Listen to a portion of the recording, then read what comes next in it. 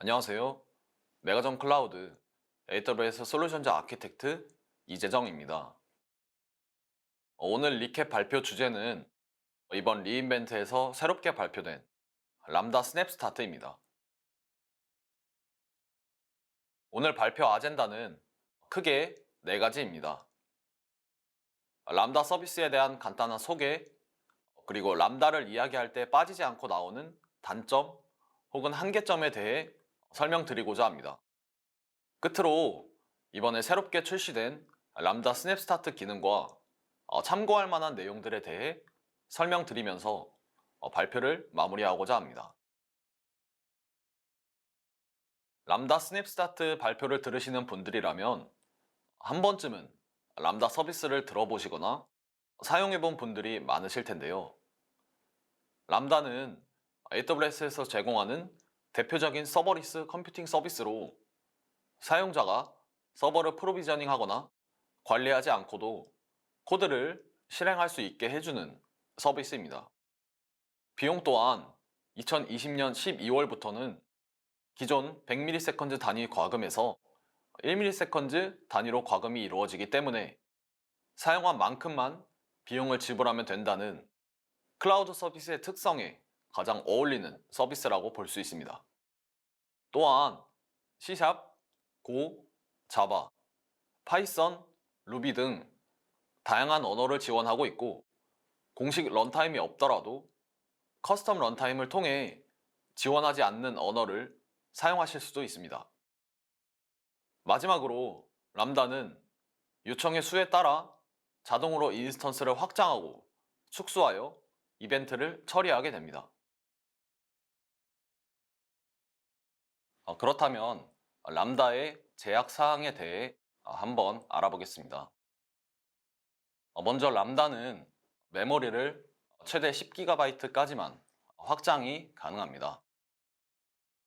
앞서 람다는 요청의 수에 따라서 자동으로 인스턴스를 확장하고 축소한다고 말씀드렸습니다.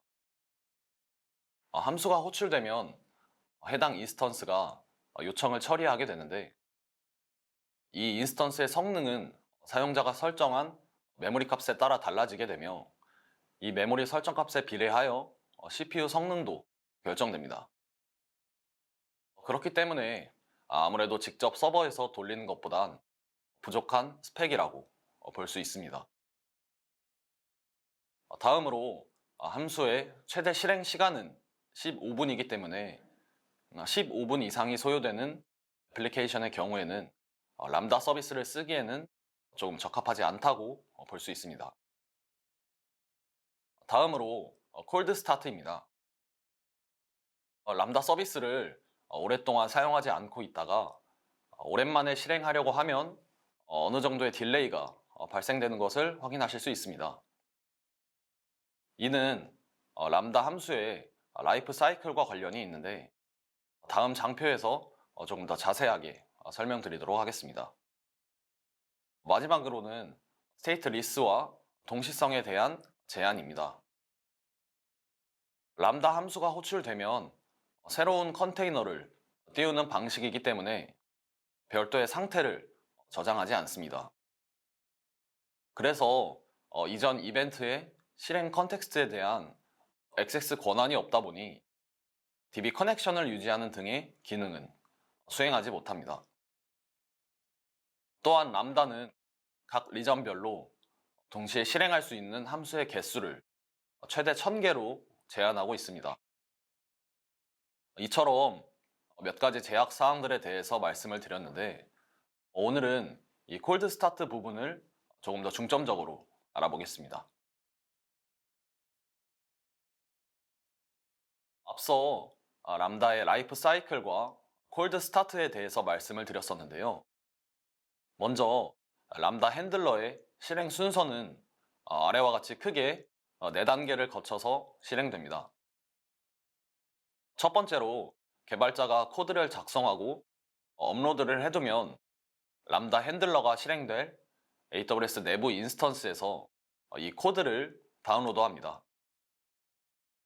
코드를 다운로드 받은 후에는 새로운 실행 환경을 생성하는 단계입니다. 이는 람다 핸들러가 실행될 환경으로서 메모리나 런타임을 구성하게 됩니다. 후에 람다 핸들러 바깥에 전역 코드를 실행하고 마지막으로 람다 핸들러의 코드를 실행하게 됩니다. 여기서 위 세 가지의 단계를 합쳐서 콜드 스타트라고 부릅니다. 콜드 스타트를 거치게 되면 람다 핸들러의 응답 시간을 짧게는 100ms 정도에서 길게는 1초 이상까지 지연시키게 됩니다. 람다 사이클을 그림으로 표현한 자료입니다. 코드를 다운로드 받고 실행 환경을 생성하고 전역 코드를 실행하는 초기화 단계에서 함수의 응답 시간에 딜레이가 발생하게 됩니다. 실제로 이러한 단계를 거쳐 함수가 실행되는지 코드를 통해 살펴보도록 하겠습니다. 좌측은 자바스크립트로 작성된 간단한 테스트 용도의 코드입니다. isWarmStart라는 변수가 현재 전역 변수로 설정되어 있고 false의 밸류 값을 현재 가지고 있는 상태입니다. 함수를 최초 실행 시 false 값을 가지고 있기 때문에 else문을 타고 cold start라는 메시지를 출력하게 됩니다. 그리고서 이 변수 값은 true로 바뀌게 되죠.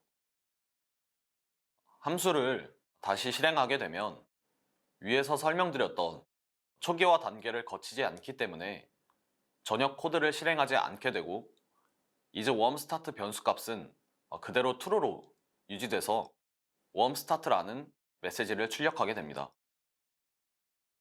이처럼 람다는 퍼포먼스 저하를 방지하기 위해서 일정 시간 동안 실행 환경을 유지하고 다음 요청에 이를 재활용하게 됩니다. 그러면 다음 요청에서는 콜드 스타트 없이 람다 핸들러 코드를 실행하는 4단계 과정을 바로 거칠 수 있게 되고 이를 웜 스타트라고 부릅니다.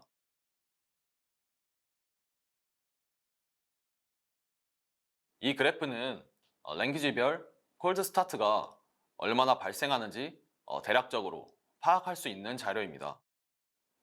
물론 테스트 환경마다 결과값이 달라질 수 있지만 보통은 자바 언어에서 긴 콜드 스타트가 발생하는 것을 볼 수 있습니다.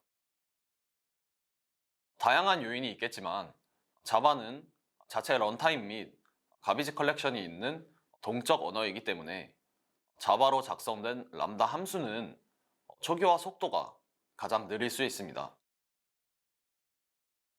그렇기 때문에 뒤에서도 말씀드리겠지만 스냅스타트의 첫 번째 기능이 바로 자바용 람다 스냅스타트입니다. 잠시 다른 주제로 이야기를 드렸었는데 다시 콜드 스타트로 돌아와서 이제 이러한 콜드 스타트를 기존에 어떻게 해결하고 있는지 먼저 살펴보겠습니다.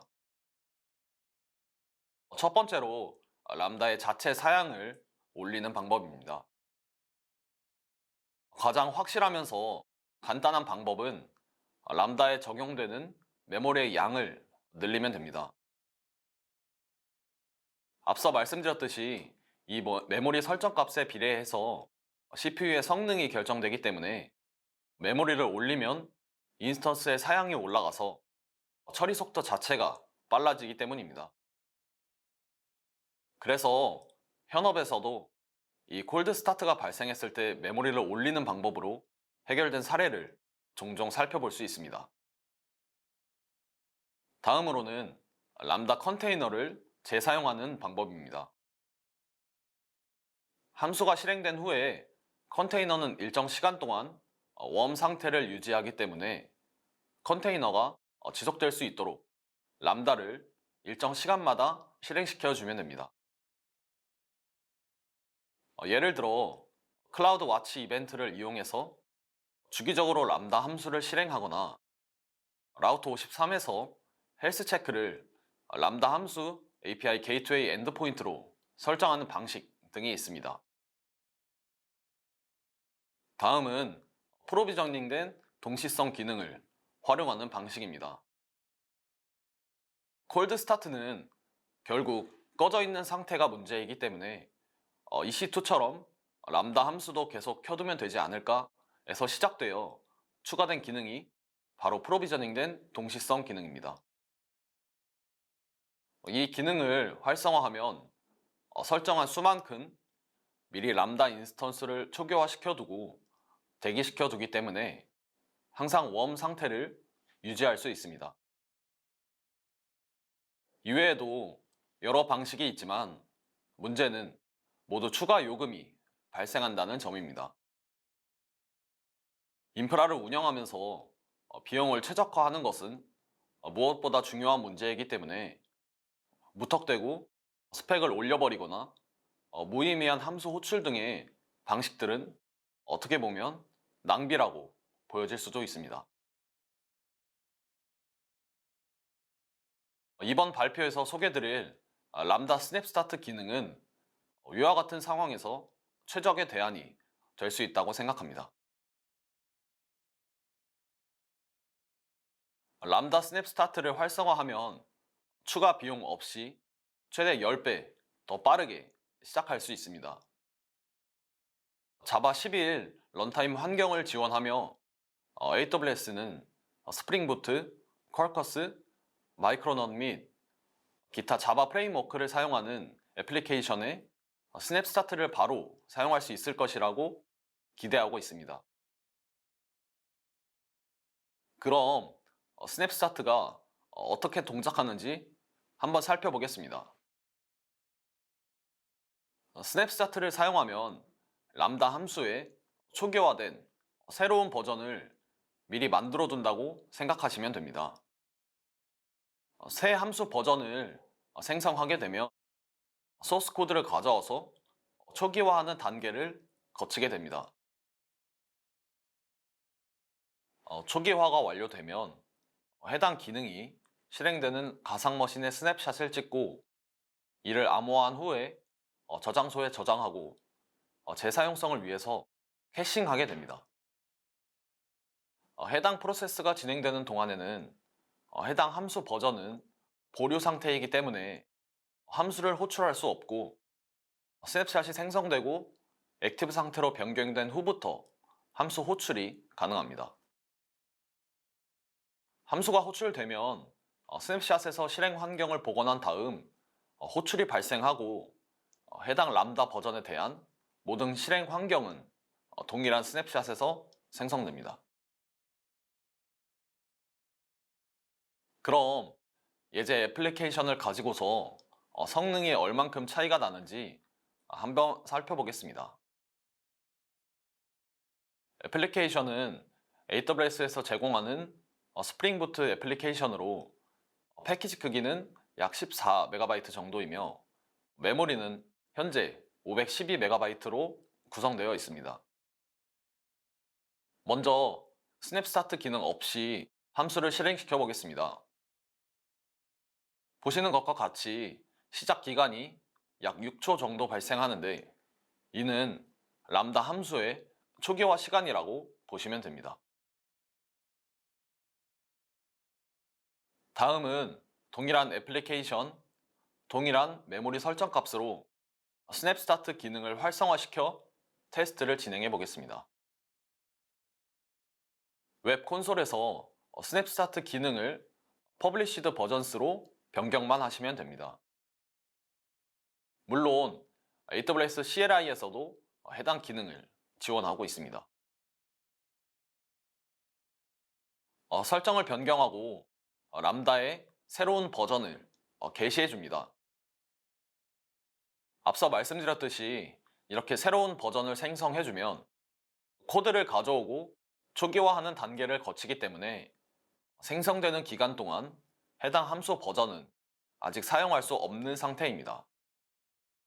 해당 예제 코드로 버전을 생성했을 땐 약 5분 정도의 소요 시간이 발생했었습니다.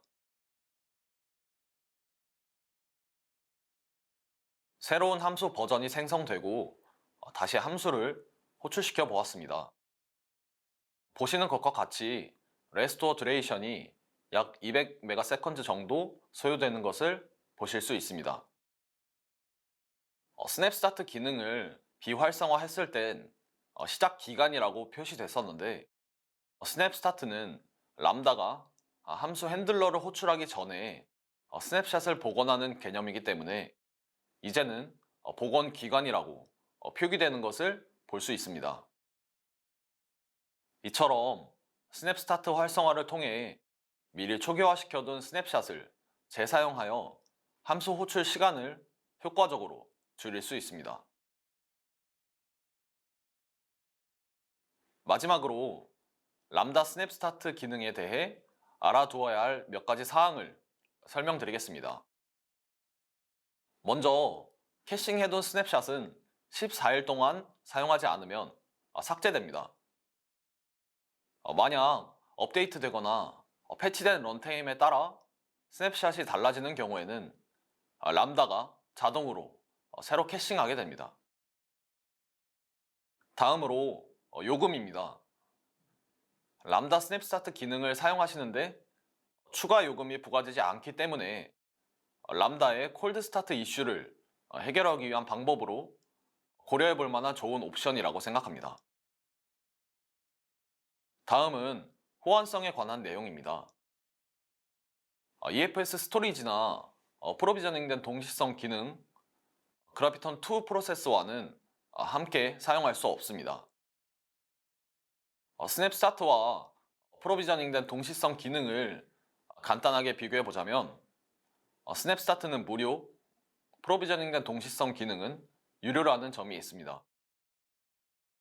추가로 AWS에서는 범용적으로는 스냅스타트를, 엄격한 레이턴시 요구사항이 있는 경우에는 프로비저닝된 동시성 기능을 사용하라고 권장하고 있습니다.